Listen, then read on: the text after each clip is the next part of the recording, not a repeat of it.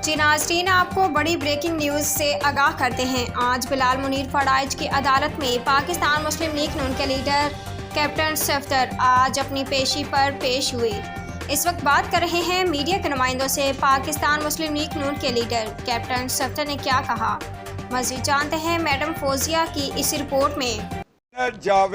कमर जावेद बाजवा और फैज हमीद हैं, और उसके साथ वो जज जो पानामा में बैठ के नवाज शरीफ नहीं रियासत पाकिस्तान के खिलाफ फैसला दे रहे थे। वो रियासत पाकिस्तान पे हमला कर रहे थे, आईने पाकिस्तान पे हमला कर रहे थे, मुंतखब हुकूमतों पर हमला कर रहे थे और वोट की इज्जत को पामाल कर रहे थे। वो जज और जर्नैल, आज कौम को मैं मुबारकबाद देता हूँ। एक और नौसत से 16 तारीख को हमें निजात मिल रही है। बंदियार रिटायर हो रहा है, शुक्र है अल्लाह का। ये साकिब निसार की बाकियात, पीसीओ की बाकियात से हमें निजात मिल रही है। ये वो जज जो सुप्रीम कोर्ट में इस वक्त चीफ जस्टिस बन के बैठा है। मेरा जाती एक्सपीरियंस है, मैं एक केस में इसके सामने पेश हुआ। मैंने कहा जनाब, आपको इजाज अफजल की बीवी ने आपकी बीवी को फ़ोन किया और आप मेरा केस ट्रांसफ़र कर रहे हैं इस्लामाबाद। आप मेरा केस पेशावर से इस्लामाबाद ट्रांसफ़र कर रहे हैं या मानसरा कर रहे हैं। मगर उस शख्स ने मुझे कहा कि दूसरी तरफ जो पार्टी बैठी है उन्होंने रूल ऑफ लॉ के लिए बड़ा काम किया है। मैंने कहा जनाब, रात को अगर बीवी को फ़ोन करे फिर बीवी अदालत को डिक्टेशन दे तो वहाँ का इंसाफ होगा यार। 3 साल से इन अदालतों में फिर रहा हूँ। आज शुक्र अल्लाह का यौम निजात बनाए कौम कि साकिब निसार की बाकियात बंदियाल घर जा रहा है। और मैं आपको ये बताऊं कि जब इस तरह के फिरौन सीटों पे बैठे होते हैं, जब वो मर जाते हैं तो गांव वालों की कब्र नहीं खोदते। बंदियाल शरीफ में इसकी कब्र कोई नहीं खोदेगा। ये कमाई के मजदूर लेके जाएगा और अपनी इसकी नस्ल, इसकी कदर, इसलिए इसकी कब्र खोदेंगे इसलिए कि उस शख्स ने पाकिस्तान के इतने बड़े मनसब पे बैठकर बंदियाल ने मेरे साथ नाइंसाफी की, रियासत पाकिस्तान और आइन के पाकिस्तान के साथ ज्यादती की। मैं अपनी इस केस के हवाले से बात करता हूं कि जब जर्नैल एक्सटेंशन ले, जज एक्सटेंशन ले तो फिर $300 को पहुंचता है। जब तक ये एक्सटेंशनों का सिलसिला बंद नहीं होगा, एक कॉम्प्लेक्स पैदा हो जाता है अदारे में। यार, हम इस काबिल नहीं है कि हमारे ऊपर एक्सटेंशन दे के बाजवा को बिठा दिया, कियानी को बिठा दिया या किसी और को बिठा दिया। कभी किसी नायब कासिद जिसकी जरूरत है उसको एक्सटेंशन दिए, उसको तो 60 साल और 25 साल की नौकरी पे हम घर भेज छोड़ते हैं और वहां से फिर साजिश शुरू होती है। अगर नवाज शरीफ साहब अपना इक़्तिदार बचाते तो रहील शरीफ मिन्नतें कर रहा था मुझे एक्सटेंशन दें। उन्होंने कहा मैं कानून, कायदे, आइन, रियासत के कानून को पामाल नहीं करूंगा, मैं पानामा में घर चला जाऊंगा, बेटी के साथ गिरफ्तार हो जाऊंगा, मगर मैं रहील शरीफ को एक्सटेंशन नहीं दूंगा कि एक्सटेंशन मुल्क की बका के लिए खतरा होती है। और जनरल कमर जावेद बाजवा ने एक्सटेंशन ली। उसको पता था नवाज शरीफ ने नहीं देनी, इसलिए उसको घर भेजा। साकिब निसार को पता था कि नवाज शरीफ अगर वजीर आजम होगा तो हमारी दाल नहीं गलेगी, हमारी करप्शन नहीं होगी। फिर पानामा के 5 मुजरम जजों ने मेरी रियासत को तबाह किया, मेरे आइन के ऊपर हमला किया। मैं बड़े जुर्रत के साथ ये बात कर रहा हूँ। अगर कोई जुर्रत नहीं दिखाएगा, जावेद हाशमी नहीं पैदा होंगे इस रियासत में, जुल्फकार अली भुट्टो नहीं पैदा होंगे, बेनज़ीर साहबा और गुलाम हैदर वाइन शहीद नहीं होंगे, तो रियासत पाकिस्तान आगे कैसे चलेगी। हम इक़्तिदार को सामने देखते हैं, केयर टेकर में हमारा नाम आ जाए, हम गवर्नर बन जाएं, हमें रिटायरमेंट के बाद जॉब मिले, हम दबे रहते हैं और रियासत का ख्याल नहीं रखते। हम तो एक ही बात करते हैं, हमने रियासत की बात करनी है। खो हमारे ऊपर पाबंदियाँ लग जाएं, हमें इलेक्शन से बाहर निकाला जाए, नायल किया जाए, 2-2 साल अडयाला जेलों में बंद किया जाए और मेरी सजा इस केस में जो अभी फैसला होने जा रहा है, ये FIR जनरल कमर जावेद बाजवा की इमा पर लिखी गई और पानामा केस में जनरल फैज हमीद और बाजवा ने मिलकर मुझे 10 साल नायल करवाया और 2 साल सजा दी, इसलिए कि ये असम्बली में बोलता है और हकायक से पर्दा उठाता है। मैंने तो इतना ही कहा था, कमर जावेद बाजवा मुझे बताएं तुम्हारा ससुर एजाज अमजद जब लेफ्टिनेंट जनरल प्रमोट हुआ उसको फिर डिमोट क्यों किया गया कि उसका रिकॉर्ड निकला ये कादियानी है। ये बात किसी को हकीकत का नहीं पता। और वहीद काकड़ जिंदा उनसे ये पूछे कि एक जर्नैल को आप लेफ्टिनेंट जनरल बनाते हैं और फिर दूसरे दिन उसको डिमोट करते हैं। वजह ये थी हजूर, पगड़ियां बांधने से इस्लाम सरों पे नहीं आता, अमल से आता है। करबला वालों ने अमल किया, इस्लाम का आज गलबा है। हमने इस्लाम को, नजरियात को पगड़ियों में तकसीम कर लिया, सफ़ेद, काली, हरी, नीली पगड़ी। अल्लाह के हाँ आपसे पूछा जाएगा, ईमान वालों बताओ जब मेरे महबूब की खत्म नबूवत पे हमला हुआ तो तुम कहाँ थे? अगर आप कहोगे या अल्लाह मैं ताजत पढ़ रहा था, अल्लाह कहेगा नहीं, मेरे महबूब की खत्म नबूवत के लिए क्या किया। अगर ये पार्लियामेंट में ये मैं बात करूं, 73 के आइन की मैं मुहाफिज बन के बात करूं, फिर कमर जावेद बाजवा मुझे 10 साल नायल करवाए, 2 साल के लिए मुझे जेल भिजवाए, मुझे बगावत यहाँ पर, बगावत पेशावर में, बगावत गुजरांवाले में, दहशत गर्दी लाहौर में, तो क्या हुआ? रियासत के लिए कुछ तो करना पड़ता है भाई। एक मिनट भाई, मैं अभी मेरा सुने, मैं आपका भी सुनता हूँ। तो ये जी आप थके ना, मैं नहीं थका हूँ 3 साल इन अदालतों में, कोई बात नहीं यार, ये रियासत की बात हो रही है।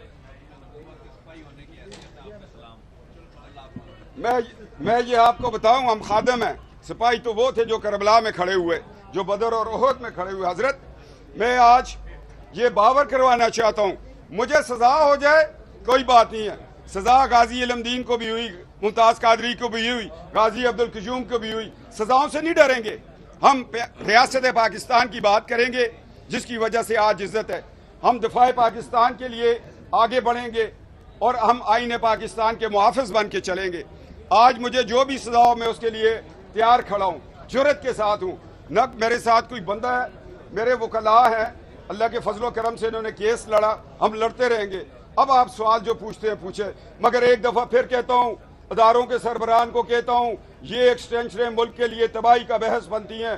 केयर टेकर वज़ीर आज़म साहब, कहीं आप ना तजर्बाकारी में किसी को एक्सटेंशन ना दे देना, ना किसी को आप रूल को रिलैक्स कर देना।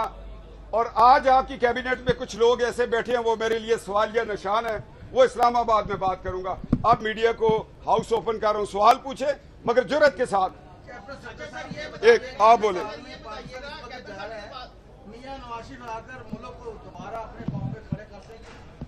ये मैं हमेशा कहता हूं कि मियां नवाज शरीफ साहब को अल्लाह ने वो फन दिया, वो कुंजी दी हुई है कि इस मुल्क के मुसीबतों के पे ऊपर जो ताला लगा उसको नवाज शरीफ अकेला खोल सकता है। 2013 में जब आए हालात ठीक नहीं थे, मुल्क को ठीक किया, डॉलर 100 पे रखा, और उसके बाद जब नवाज शरीफ साहब ने एटमी धमाके किए, लोगों ने कहा भूख होगी, प्यास होगी, इफलास होगा। एटमी धमाके पाबंदियों के साथ मुल्क को चलाया। फिर पूछो परवेज मुशर्रफ से क्यों मार्शल लगाया? जब 2017 में काशकर गवादर जा रहे थे, पानामा के साजिशी जजों ने क्यों फिर नवाज शरीफ को छुट्टी करवाई? मैं पूछता हूं अपनी फौज के 2 जर्नैलों से, फौज नवाज शरीफ के साथ है। एक्सटेंशन ज़दा बाजवा ये चाहता था कि ये जाए, इमरान आए और इमरान हमें एक्सटेंशन दे, उसके बाद हमारी मर्जी का चीफ लगाए, उसके बाद फिर उसको एक्सटेंशन दे, और ये आपस में बांट शुरू थी। मगर अल्लाह ने ऐसा किया कि खुदा ने हर तरह की क़यादत जो है वो मुहिब वतन पैदा की, और आज हम आज़ाद हैं। जब आप हमारे लीडरों को सजाए मौत देंगे, गोलियां मारेंगे, जिला वतन करेंगे, तो फिर खिला पैदा होगी, और उस खिला में फिर इमरान जैसे लोग पैदा हो जाएंगे। ये बताइएगा कि आपने एक्सटेंशन की बात की, 2018 में कहा, आपने कहा कि नवाज शरीफ एक्सटेंशन नहीं दे रहे थे तो निकाल दिया गया, लेकिन उसी नवाज शरीफ की हुकूमत ने बाजवा के एक्सटेंशन के लिए वोट दिया। आप नहीं समझते कि जब भी एक्सटेंशन दी गई है इसमें सियासी जमातें शामिल होती हैं, आप अपनी जमात को क्या कहेंगे जिन्होंने वोट दिया था? मैं आपके सवाल से मुतफिक हूँ। मैंने ये कहा था कि एक्सटेंशन जो है वो मुजरमाना फेल है।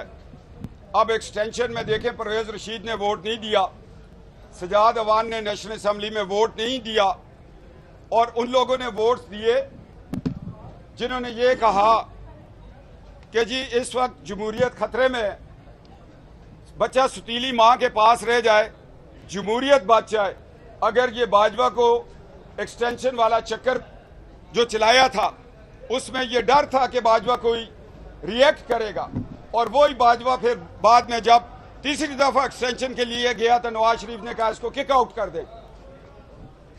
अच्छा सर, ये बताइएगा कि इस वक्त जो कानून में आपने आईन और कानून की बात की है, गिरफ्तारियों पे गिरफ्तारियां, एक मुकदमे से अदालत जो है वो आज़ादी का हुक्म रिहा करती है मुल्ज़िम को, किसी और मुकदमे में रहनुमा को गिरफ्तार किया जा रहा है। कि आप समझते हैं कि 90 डेज़ के अंदर जो है वो इलेक्शन के लिए लिखा गया है कि आइन के अंदर के 90 डेज़ के अंदर इलेक्शन करवाए जाए, इस वक्त मुल्क के अंदर पूरी तरह आइन जो है वो नाफिज अमल है? जी, इन्होंने बड़ा अच्छा सवाल किया। 3 सवाल किए हैं, 1 2 3। पहले सवाल का मैं ये जवाब दूंगा कि 19 ये इन्होंने कहा कि 90 दिन के अंदर इलेक्शन होना ज़रूरी है, आइन में लिखा हुआ है। और आइन में जो लिखा हुआ है उसको सारी जमातें ये कहती हैं कि ये 90 दिन के अंदर इलेक्शन हो। मैं खुद भी इस राय का हामी हूँ कि 90 दिन के अंदर इलेक्शन हो। केयर टेकर हुकूमतें रियासत नहीं चला सकती होती, वो सिर्फ इलेक्शन के लिए आती हैं और इलेक्शन करवा के फ्री एंड फेयर इलेक्शन करवा के चली जाती हैं। मैं इत्फाक करता हूं कि 90 दिन के अंदर इलेक्शन होने चाहिए और बहुत जल्द मुहिब्बे वतन लोगों को इक़्तिदार जो वोट की ताकत से हैं उनको देना चाहिए। दूसरा सवाल, शुक्रिया नहीं, आपने बात की, आप पूरी बात सुने ना, ऐसे ही शुक्रिया, हमें खड़ा कर देते हैं और घर से तैयारी करके आया करें ना। इधर आए भाई, दूसरा सवाल का हिस्सा क्या था? क्यों घर से आए हैं? दूसरा सवाल भी बोले ना। गिरफ्तारियां हो रही हैं जी भाई, अदालत रिहा करने का हुक्म देती है, दोबारा फिर जो है वो गिरफ्तार कर लिया जाता है। देखो जी, मुकदमे इतने हैं, हम 4 साल से यहाँ खड़े हैं, हमने तो कभी क्रेप नहीं की है। हर दफा जाते हैं कि यार एक नई FIR होगी, इनको मैं एक वकालतनामा एक्स्ट्रा खावर साहब को लिख के दिया हुआ है, फराद अली शाह को। मैंने कहा पता नहीं किस उस अल्फाज पे फिर एक मुकदमा हो। ये होता है, जुराइम जब ज्यादा हों, FIR'ें ज्यादा हों तो फिर गिरफ्तारियां तो उड़ती हैं ना। जब गिरफ्तारी नहीं होगी तो फिर आइन और कानून की पासदारी कैसे होगी? हों जरा थमो, हाँ गन्ने चूपो, हों ज्यादा गिरफ्तारियां हों गिया तो आप 9 मई को हमारी दिफा पे हमला करें और जिस लोगों पे लिखा है जहाद फी सबीलिल्लाह उसको पांव के नीचे रोंद दे। आपने 2 जुर्म किए, कुरानी आयात की बेअदबी की और फिर GHQ का गेट तोड़ दिया। GHQ हमारा है, तुम्हारा है, उसका है, जैद का है, बकर का है, किसी फर्द वाहिद का नहीं है। हमारी दिफा है। हम जब इंडिया के खिलाफ जंग लड़ी थी तो हमारी माएँ बहनें निकल गई थी पानी लेके मुजाहिदों के लिए। ये पाकिस्तान हमारा है, सिर्फ फौज का या सियासतदानों का नहीं है, 22 करोड़ अवाम का है। और 22 करोड़ किसी को ये इजाज़त नहीं देंगे किसी अदालत को, किसी कानून को, किसी आइन को, किसी GHQ के गेट को तोड़ा जाए। आज जस्टिस वकार सेठ को सलाम पेश करता हूँ, उसने एक आइन तोड़ने वाले जरदेल को सजाए मौत दी थी। वो हमारे सूबा खैबर पख्तूनख्वा का जज था। मुझे फख्र है कि खैबर पख्तूनख्वा की माएँ जुर्रतमंद जज पैदा करती हैं।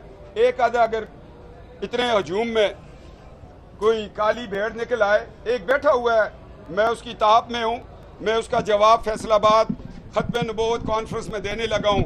मैंने उसका खुरा निकाल लिया है, वो भी 73 के आइन की कसम खाई है मगर उसको तस्लीम नहीं किया।